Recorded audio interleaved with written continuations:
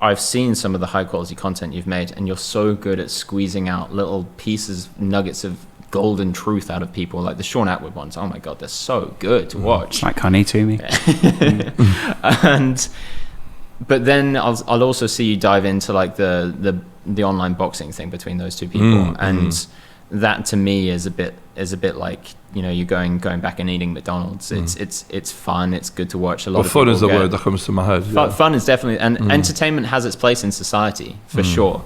But what I also think it was doing is promoting fake beef. It wasn't authentic between those two for most of it, and it was people riling up an audience to make money is what I saw. And how I think obviously there's more to it than that, but specifically very, very true, and I'm sure I misunderstand it a bit of it at least, but there is also an element to getting more people watching you when you do that as well, which is very, very handy for them when you do give them the more rich stuff. But what do you think I'm missing in it? Self-development. I think for both of those guys there was an element of it where it was like, we want to be number one, a little bit like poker. There was something you said in a poker video recently where you said, when I'm in a poker table and I'm really under pressure, I find out something about me. Now, when I'm in a boxing session and like I've got a guy in front of me who's piling on the pressure, and I've got to keep throwing, and I've got to keep throwing, and I know if I stop throwing, he's going to know how fucked I am. So I got to keep throwing. Yeah. I have to dig deep and really bring out the beast and really go, I'm not going to be fucking taken over by this guy. I've got to keep going. And very much when I watch you bluff 400 grand on a hand where you've got fucking nothing, you know, you're showing what you're feeling what you're made of as a person. And you had two guys then who, was the beef scripted? I think it was more rivalry that they amped up for the cameras. They amplified but they wanted to be number one, a bit like you when you get into a poker table. But in order to, the journey these guys went through was about growing into men. And if you look at them both now, you talk about the face. If you looked at a picture of them before they went through those boxing camps and after, they both look very different blokes completely. So I agreed with that, and I knew that neither of them were going to get like seriously hurt. And for me personally, as someone who loves fighting, it was a chance to be like Joe Rogan for a weekend and go, I'm going to commentate, my mates are fighting, like you know, they're going to get all these eyes on YouTube, it is going to elevate what I'm doing, and it was fun. But yeah, like it's more when we comment on bullshit celebrity drama that I feel like this is a laugh, but ultimately I'm not like super proud of it, but we have a good laugh doing it, and there's a place and a time to have a bit of a joke about, you know, how ridiculous celebrity bollocks is.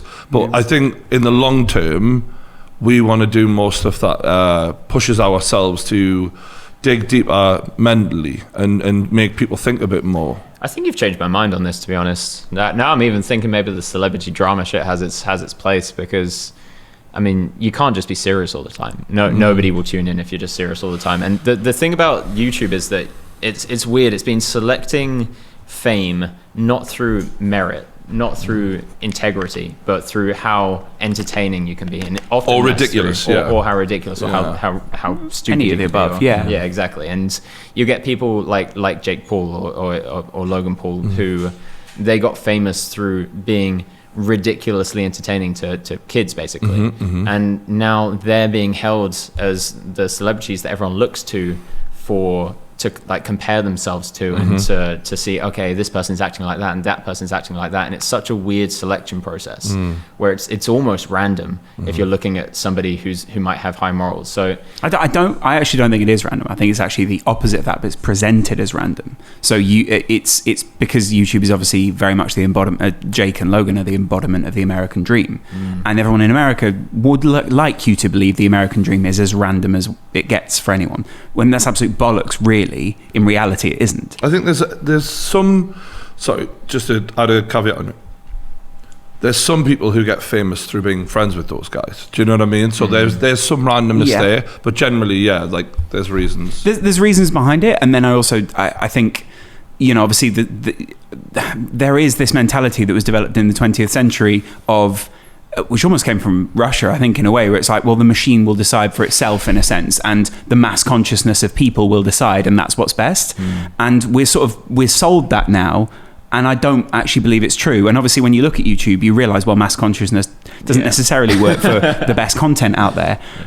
So I get what you're saying. I just think YouTube also, as its own platform, is a bit of a bubble. It has a chance to frame itself. And that's partly why it's also struggling to penetrate outside of that. Because once you leave the truth of YouTube, a lot of people go, well, you're not very good in the real world. Or like, well, that only really works where you are right now. And there's something quite tricky about that, which is why I respect Logan for what Logan's done, and to the same extent with KSI and JJ, where he's managed to break outside of that and managed to get through that wall, because that, I think, is a real challenge for those two. And I think those two saw that as a bit of a conduit to getting to that point. Unfortunately, in order to break through that, you need an event. You need a moment where little fly catcher. The rest of the world is forced to take notice. The TV shows which the mums and dads or whatever watch are now penetrated by Logan Paul, KSI, and all that. And luckily, I got a little bit of shine through that, and I elevated my name. But unfortunately, so we, for example, although we have the eyes of the people, we're competing with organizations for advertising.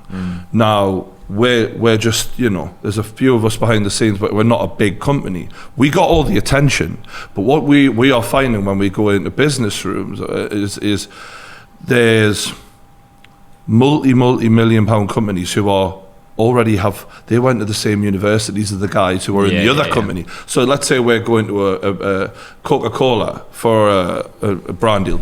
We're not, but just say, for example, we haven't yet.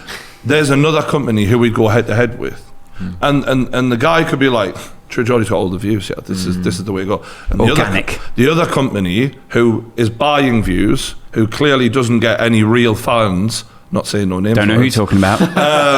Do you want another copper of water, or yeah, okay? I'm Sure, yeah, okay, just checking.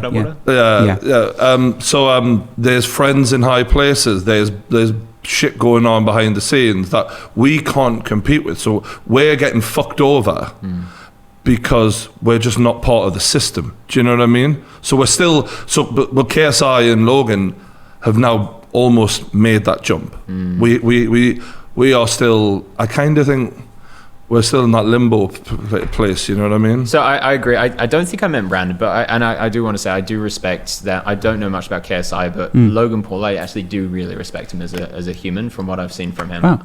I think that he's extremely hardworking, and I think that you cannot underestimate. Having started a charity and hired like PAs and stuff like that, I really, really value competence in a person, and I think there are ways to work on yourself to be kinder, to be more honest, but also to just be better at stuff. And I think that he's really got that side down, and now he's going over to the more spiritual side. Competence is like a real interesting side to people, because I also think a lot of characters in modern, especially when you watch a lot of media, competence is something that not many of the men in media are portrayed with.